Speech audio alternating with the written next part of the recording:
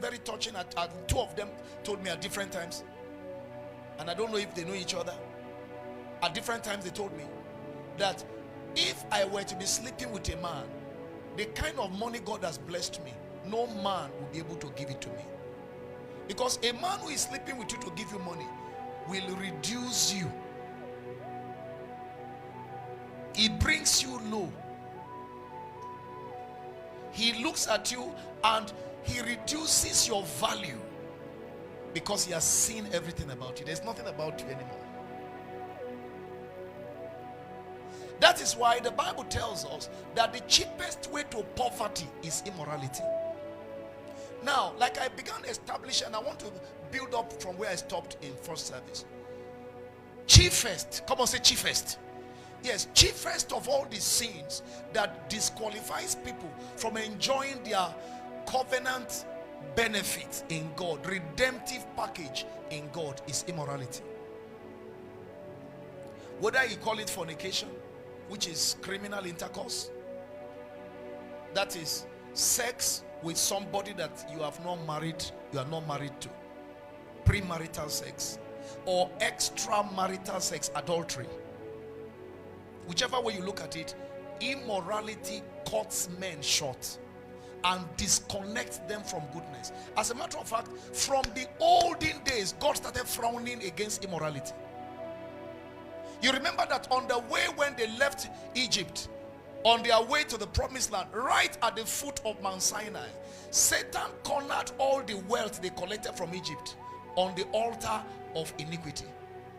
That is all the money.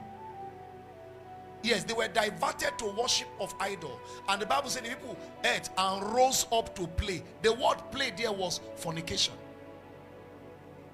Because anything that diverts your attention from God will also steal away your chastity and purity. It will rubbish your sanctity and sanity. Whatever it is. Once your attention and focus is taken away from God, you can never be godly. If you stop worshiping God, you can't be pure. You also lose purity. It is only relationship with God that sanctifies you, that purifies you.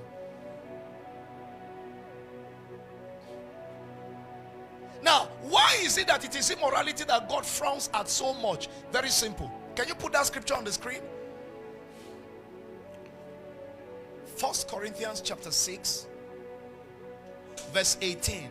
1 Corinthians 6, verse 18. Flee fornication. Every sin that a man doeth is without the body. Is without what? Yeah, every other sin you commit, it doesn't really have any connection with the body. He said, but he that committed fornication does what? Is directly attacking his own self. He has enslaved himself. He that commits fornication has devalued himself. He has mortgaged his destiny, mortgaged his glory. He has truncated his destiny. He has traded away his virtue. He has sold away his honor. What makes you a dignitary? He's being traded off on the altar of cheap exchange of immorality. It's 5 minutes, but what you have lost is more than 5 billion. Is gone. So based on this scripture, a lot of people are empty, bankrupt of glory, bankrupt of honor, bankrupt of dignity, bankrupt of divinity, emptied of everything good. Zero, no more virtue, no more glory, because they've traded away what makes them thick and special before God. There are things you finish doing. I was asking a lady who is averse to immorality. She told me, she said, Daddy, it's not as if I'm enjoying the thing. No. When I finish like this, I'll be so empty. So empty. It's as if they just took something, my life has just gone. One young man says the moment he is done, he will feel as if so many things are wrong with him at the same time. He said, but my challenge is I've not been able to stop. You know why? Because he's a prisoner. He has been captured. Satan is after his life.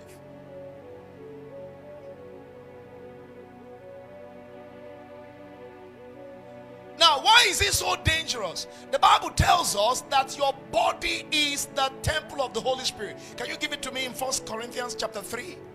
Is that 1 Corinthians chapter 3? Say your body is the temple.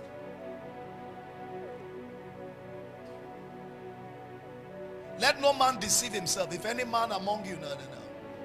If any man defile the temple, go to verse 16. Verse 16 first. Know ye not that ye are what?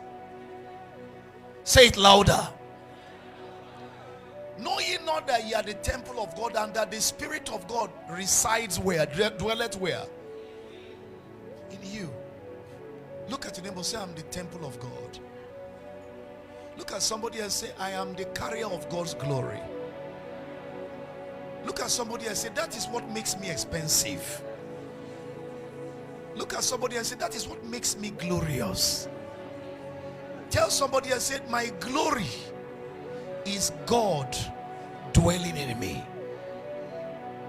So what you have just said is very simple. You have just said that you are useless when God leaves you.